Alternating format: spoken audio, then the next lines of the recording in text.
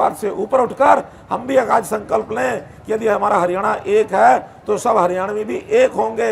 मैं कहूँगा हरियाणा एक, आप कहेंगे हरियाणवी एक। मुख्यमंत्री मनोहर लाल के नेतृत्व में भारतीय जनता पार्टी की सरकार ने भी 9 साल में ऐसे कई दौर देखे। वर्ष 2016 में जब मनोहर लाल को हरियाणा का राजकाज संभाले हुए 1 साल हुआ था कि मुख्यमंत्री ने उस समय साफ कह दिया था कि गंभीर आरोपों के तहत दर्ज हुए मुकदमे वापस नहीं होंगे। इतना ही नहीं, जिन लोगों का माली नुकसान इस जाट आरक्षण आंदोलन में हुआ था उन्हें न सिर्फ मुआवजे की रकम का ऐलान हुआ बल्कि तत्काल प्रभाव से उसका भुगतान भी हुआ।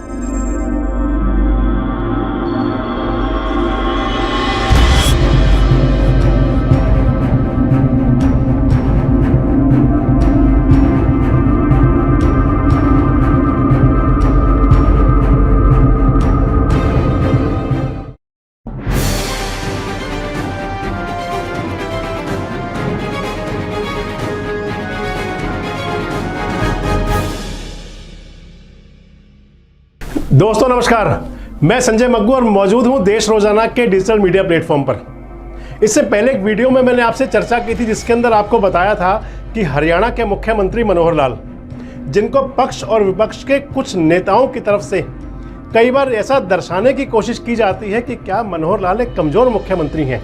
और पिछले वीडियो में मैंने आपको बताया था कि मनोहर लाल कमजोर नहीं बल्कि बुलंद इरादे के एक ऐसे नेता हैं कि जो ठान लेते हैं उसको कर लेते हैं। अगर ये कहें कि मनोहर लाल कुशल प्रशासक हैं, संगठन क्षमता के धनी हैं और अपनी बात को जिसको विचार करके सोच करके वो तय करते हैं फिर उस पर सरकार की गाड़ी चल पड़ती है। आज आपके साथ एक विशेष मुद्दे को लेकर हूँ। मैंने आपको बताया था कि हम आपको तथ्यपरक बताएंगे जिससे अगर कहीं आपको सरोकार ना हो तो आप अपना कमेंट बॉक्स में जाकर बता भी सकते हैं। पिछले 9 वर्ष के शासनकाल में कई ऐसे मुद्दे हुए, कई ऐसे घटनाक्रम हुए जिससे कि हरियाणा प्रदेश के अंदर जो राजनीति थी वो अलग दिशा ले सकती थी। ऐसे ऐसे कई मसले सामने आए जिससे कि समाज के अंदर बिखराव और बंटवारा हो सकता था, लेकिन सरकार की जो नीयत थी, जो सोच थी, उस पर चलते हुए प्रदेश के अंदर हरियाणा एक और हरियाणवी एक के संदेश को किस प्रकार से अग्रसर किया आपको इस वीडियो के माध्यम से बताएंगे। जात पात से ऊपर उठकर हम भी एक आज संकल्प लें कि यदि हमारा हरियाणा एक है तो सब हरियाणवी भी एक होंगे। मैं कहूँगा हरियाणा एक, आप कहेंगे हरियाणवी एक। हरियाणा एक, हरियाणा एक, हरियाणा एक।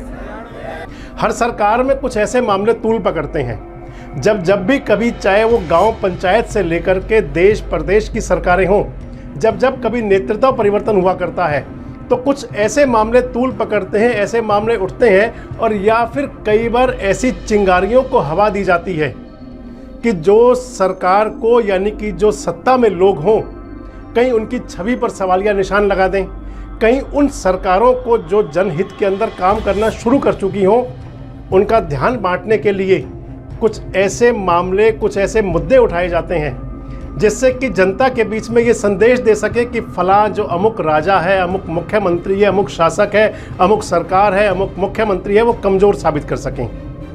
लेकिन जब संगठन और नेता ऐसे मामलों में जब सटीक और स्पष्ट नीति रखते हुए कदम उठाते हैं, ठोस कदम लिए जाते हैं, कार्रवाई होती हैं, तो उसके बाद में वो तमाम लोग, चाहे विपक्ष के लोग हों, पक्ष के लोग हों या सरकार सत्ता पर उंगली उठाने की कोशिश करने वाले लोग हों, उनको बैकफुट पे जाना पड़ता है। अक्सर ऐसे मुद्दों को लेकर विपक्ष की मंशा कुछ इस प्रकार की रहा करती है कि कैसे सत्तासीन लोगों को कटघरे में खड़ा किया जाए। मुख्यमंत्री मनोहर लाल के नेतृत्व में भारतीय जनता पार्टी की सरकार ने भी 9 साल में ऐसे कई दौर देखे, लेकिन अगर आप मुद्दा दर मुद्दा इन पर चर्चा करेंगे, मुद्दा दर मुद्दा आप इस पर डिस्कस करेंगे तो पाएंगे कि प्रदेश सरकार ऐसे मामलों को आक्रामक होने से पहले ही उनको समेटने में या उनको सहेजने में सफल रही, सक्षम रही। उदाहरण स्वरूप आपसे आज बात करते हैं जाट आंदोलन की। आपको याद आ गया होगा, जाट आरक्षण आंदोलन शुरू हुआ था वर्ष 2016 में जब मनोहर लाल को हरियाणा का राजकाज संभाले हुए 1 साल हुआ था। जाट आरक्षण को लेकर हरियाणा में शुरू किए गए आंदोलन ने क्या कम कोहराम मचाया था। लेकिन अगर समय रहते सरकार सख्त ना होती, सख्त कदम ना लिए जाते, एक्शन ना होता, तो ये आंदोलन न सिर्फ और कोहराम मचाता बल्कि कई आक्रामक रवैया रखने वालों के हौसले भी बुलंद हो जाते। लेकिन इन तमाम मंशाओं, तमाम हौसलों को पस्त करने के लिए काम किया मुख्यमंत्री मनोहर लाल के नेतृत्व में सरकार ने। एक बारगी तो ऐसा लग पड़ा था जब वो आंदोलन शुरू हुआ था कि जैसे क्या हरियाणा का भाईचारा बिखर जाएगा। चाहे वो, बड़ा स्पष्ट कह रहा हूँ, चाहे वो जाट समाज के लोग हों और चाहे वो अन्य बिरादरियों के लोग हों, जिस प्रकार से पाले खींचने शुरू हुए थे, लेकिन जब हरियाणा एक, हरियाणवी एक का नारा दे करके मुख्यमंत्री मनोहर लाल खुद मैदान में आ डटे, तो उसके बाद से जैसे मान लिया जाए कि सारा कुहासा सा छट गया। मान लिया जाए कि प्रदेश के अंदर हर व्यक्ति को विकास परक राजनीति करने की, विकास की दिशा में बढ़ने की एक तरह से सुध-बुध वापस आ गई। मुझे एक वाकया याद आ रहा है। रेवाड़ी में थे मुख्यमंत्री मनोहर लाल और जाट आरक्षण उस समय ये कह सकते हैं कि पीक पर था। दंगे तो नहीं थे, जो मसले बने थे वो तो शांत हो चुके थे, लेकिन कहीं चर्चाएं बहुत जोरों पर थी और जाट आरक्षण आंदोलन के दौरान आरोपियों पर चल रहे केस को वापस लेने की मांग की जा रही थी। मुख्यमंत्री मनोहर लाल रेवाड़ी में थे। देखिए, जो कानूनी दायरा है, जो नियम कानून है, उसके अंतर्गत रह करके बातचीत से तो विषय समाप्त हो सकते हैं, लेकिन जो कानून के अंतर्गत संभव नहीं है वो कम से कम सरकार उस पर नहीं कुछ कर सकती है। खास करके जो उन्होंने कहा कि सीबीआई के केसेस को भी वापस करो, हमारे हाथ में नहीं है। तो ऐसे जो गंभीर केसेस हैं, इसके अंदर दोषियों के ऊपर गंभीर धाराएं लगी हुई हैं, या जो सीबीआई में गए हुए केस हैं, वो सरकार के लिए वापस लेना संभव नहीं है। लेकिन जो छोटे मोटे केसेस हैं, उन केसेस को वापस भी लेने के लिए तैयार हैं और जो और भी कोई सहायता है वो सकता है। तो उन्होंने उस समय उस मांग को सिरे से खारिज करते हुए ये कह दिया था कि इस जाट आरक्षण आंदोलन के दौरान जिन लोगों पर गंभीर आरोप लगे हैं उनके केस वापस नहीं लिए जाएंगे। बड़ा स्पष्ट था कि आखिर कैसे किसी को, प्रदेश को, देश को जलाने की छूट दी जा सकती है, और जब अगर छूट दे दी जाएगी और अगर एक्शन नहीं होगा तो फिर क्या जरूरी नहीं है कि उस प्रकार के एक्शन के रिएक्शन आगे तक होते रहेंगे। मुद्दा थोड़ा पुराना हो गया है, तो हो सकता है कि आप कुछ भूल रहे हो। पहले आपको ये बता दूं कि आखिर जाट आरक्षण आंदोलन था क्या।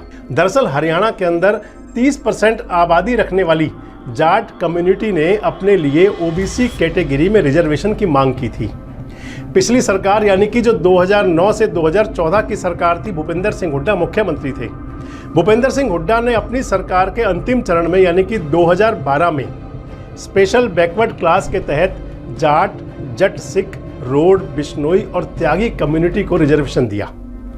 और इधर यूपीए सरकार, जो केंद्र में सरकार थी, मनमोहन सिंह सरकार थी, जो कांग्रेस नीत गठबंधन की सरकार थी, उन्होंने भी साल 2014 का अंत आते आते हरियाणा सहित 9 राज्यों में जाटों को ओबीसी में लाने का ऐलान कर दिया।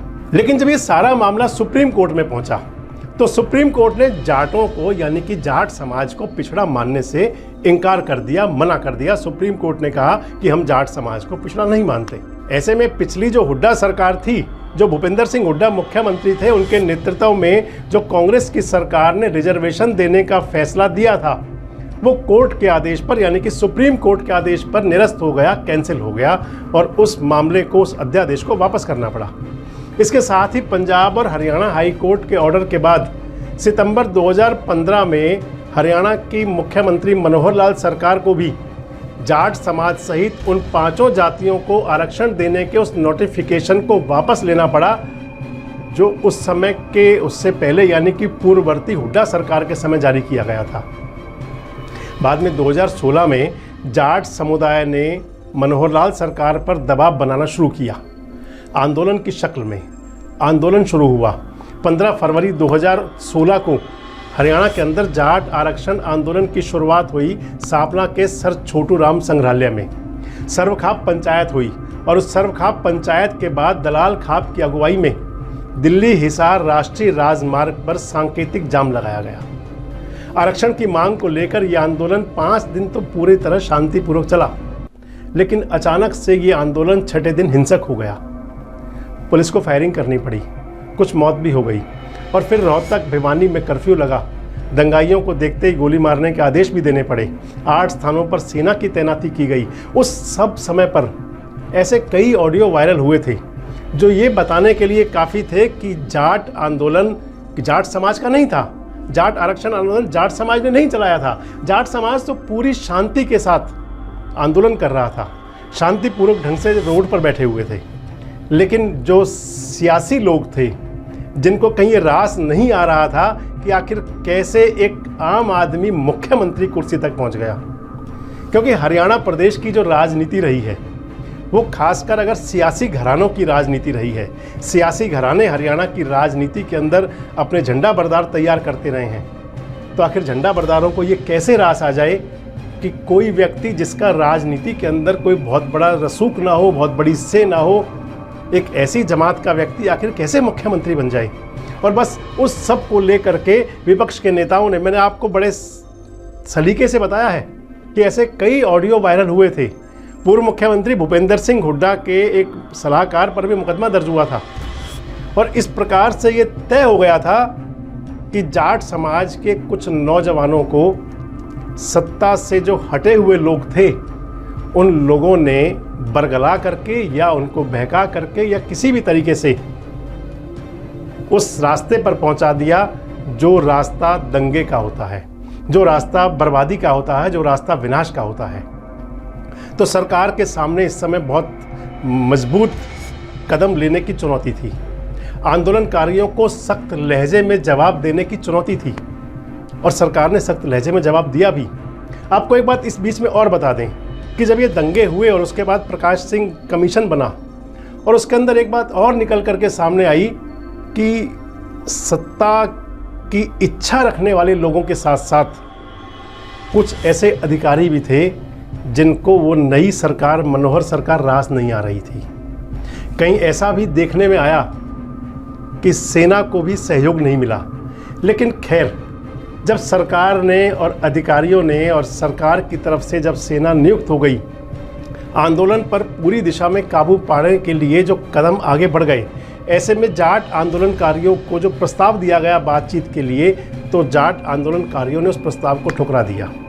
मुख्यमंत्री ने उस समय महम में रैली के दौरान सार्वजनिक तौर पर चेतावनी भी दी थी कि अगर जाट आरक्षण पर राजनीति करने वाले लोग किसी तरह की गलतफहमी में हो तो वो गलतफहमी निकाल दें, क्योंकि सरकार के पास पूरी ताकत है, सरकार के पास पूरी वो लिस्ट भी है कि आखिर कौन क्या कर रहा है। मुख्यमंत्री ने यह भी कहा कि सरकार हर तरह से जाट आरक्षण के पक्ष में खड़ी है। मुख्यमंत्री मनोहर लाल ने स्पष्ट संदेश दिया कि हम किसी भी कीमत पर समाज का भाईचारा खराब नहीं होने देंगे। एक साथ में एक बात और कही कि जाट आरक्षण के लिए हरियाणा सरकार ऐसा मजबूत कदम लेके आएगी और उसको सिरे चढ़ाकर ही दम लेगी।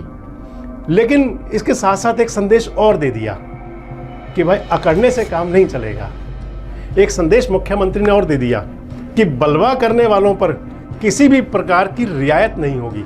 इस रोहतक जिले का, झज्जर जिले का, जींद जिला, सोनीपत जिला, जो दृश्य 1 फरवरी के महीने में जो बनाया गया, उस दृश्य को देख करके, उस दृश्य का हम सब लोग एक प्रकार से प्रत्यक्षदर्शी है, मुग्ध हो गई है। जैसा नजारा यह बना, मैं कांग्रेस को उसके लिए पूरा ब्लेम करता हूँ, कांग्रेस की निंदा करता हूँ कि उन लोगों ने अपनी पॉलिटिकल रोटियां सेकने के लिए इस सारे आंदोलन का दुरुपयोग करते हुए, और उसने जो घिनौना काम किया वो कभी बख्शे नहीं जाएंगे।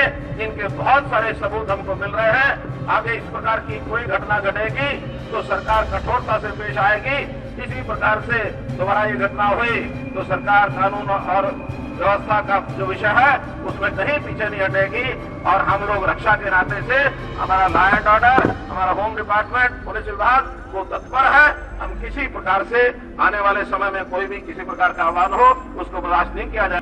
आरक्षण पर कांग्रेस को घेरते हुए मुख्यमंत्री मनोहर लाल ने उस समय कहा था कि अपने कार्यकाल में, यानी कि जो 10 साल सरकार रही कांग्रेस की देश और प्रदेश के अंदर, पूरे 8.5 साल तक आरक्षण का नाम तक नहीं लिया गया, और आखिरी साल में जब वोट का समय आ गया तो जल्दबाजी में आरक्षण दे दिया। उसी समय गलत नींव रखी गई थी और जिसका खामियाजा जनता को भुगतना पड़ा, जिसका खामियाजा हरियाणा को भुगतना पड़ा। खैर, जाट आंदोलन शांत हुआ, लेकिन इस दौरान तमाम गिरफ्तारियां और मुकदमे दर्ज हुए, जिनकी संख्या लगभग 2100 बताई जाती है। तोड़फोड़ और आगजनी करने वालों, हिंसा भड़काने वालों, दंगे करने वालों पर संगीन धाराओं के तहत मामले भी दर्ज हुए। कुछ चुनिंदा मामले जांच के लिए सीबीआई को भी सौंपे गए। अभी हाल ही में अखिल भारतीय जाट आरक्षण संघर्ष समिति ने सरकार से और सरकार के प्रतिनिधियों से और खासकर गृह मंत्री अनिल विज से मुलाकात भी की और जाट आरक्षण आंदोलन के दौरान दर्ज हुए मुकदमों को वापस लेने की मांग भी की। एक मोटा मोटी अगर माना जाए तो जो आंकड़े बताते हैं लगभग 1300-1400 के आसपास मुकदमों को कैंसिल भी किया जा चुका है। बचे हुए मुकदमों को वापस कराने के लिए अखिल भारतीय जाट आरक्षण संघर्ष समिति कोशिश कर रही है, लेकिन जैसा मैंने आपको शुरू में ही बताया कि मुख्यमंत्री ने उस समय साफ कह दिया था कि गंभीर आरोपों के तहत दर्ज हुए मुकदमे वापस नहीं होंगे। इतना ही नहीं, जिन लोगों का माली नुकसान इस जाट आरक्षण आंदोलन में हुआ था उन्हें न सिर्फ मुआवजे की रकम का ऐलान हुआ बल्कि तत्काल प्रभाव से उसका भुगतान भी हुआ। घटना के पीछे कुछ ताकतें हैं, पहली बात तो उसकी पूरी जांच कराई जाएगी। एक बात मुझे ये भी पता है कि जान माल का नुकसान हुआ, बहुत दुकानें जलाई गई, लूटी गई। मैं देख रहा हूँ चुन चुन के ये भी मुझे मालूम है। अब इसमें इतना ही विषय मैं आपको सरकार की ओर से आश्वासन देता हूँ कि किसी का जितना भी नुकसान हुआ है उसकी पूरी भरपाई की जाएगी, उसमें कहीं कोताही नहीं बरती जाएगी। मैंने आपको जो शुरू में बताया था कि भाईचारा बिगाड़ने की जिन लोगों ने कोशिश की थी उनको एक तरफ जहाँ सख्ती का संदेश दिया, वहीं भाईचारा बरकरार रहे। जाट समाज के ऐसे किसी भी युवा पर कोई कार्रवाई नहीं हुई जिन पर किसी प्रकार का आरोप नहीं था, और अगर कोई छोटे मोटे आरोप भी थे तो मैंने आपको पहले बताया कि 1400 के आसपास मुकदमे कैंसिल भी किए गए। लेकिन इसके साथ साथ जब वो 5 दिन जो तांडव चला था, जो आगजनी हुई थी, लोगों का नुकसान हुआ था, उसकी भरपाई करने के लिए जितनी तेज़ी से उस समय काम हुआ, लगता है कि इससे पहले कभी इतिहास में इस प्रकार के कार्य नहीं हुए थे। जिस प्रकार से नुकसान का मुआवजा लोगों को मिला, नुकसान की भरपाई हुई, लगता है कि उससे पहले कभी इस प्रकार का इतनी तेज़ी का एक्शन नहीं हुआ था जिसके अंदर कि पीड़ितों को इतनी जल्द से जल्द मुआवजा मिल जाए। और इस सब का और सरकार की सख्ती का एक अच्छा नतीजा ये रहा कि 2016-17 के बाद हरियाणा प्रदेश के अंदर कभी जातीय आंदोलन या जातीय हिंसा नहीं हुई।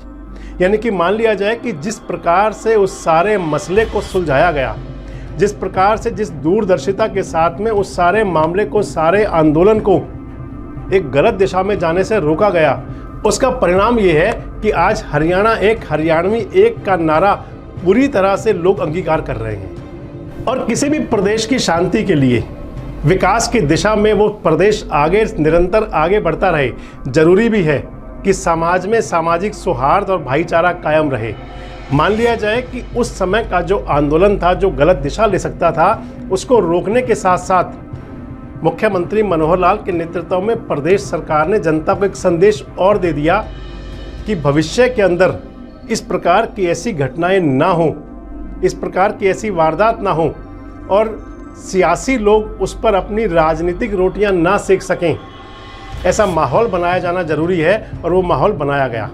अगले वीडियो में आपसे चर्चा करेंगे कि आखिर किस प्रकार नूह के अंदर हिंसा के बाद प्रदेश को धार्मिक दंगों, सांप्रदायिक दंगों की आग में झुलसाने की कोशिश की गई थी, जिसे एक दिन के अंदर अंदर सरकार ने काबू पाया।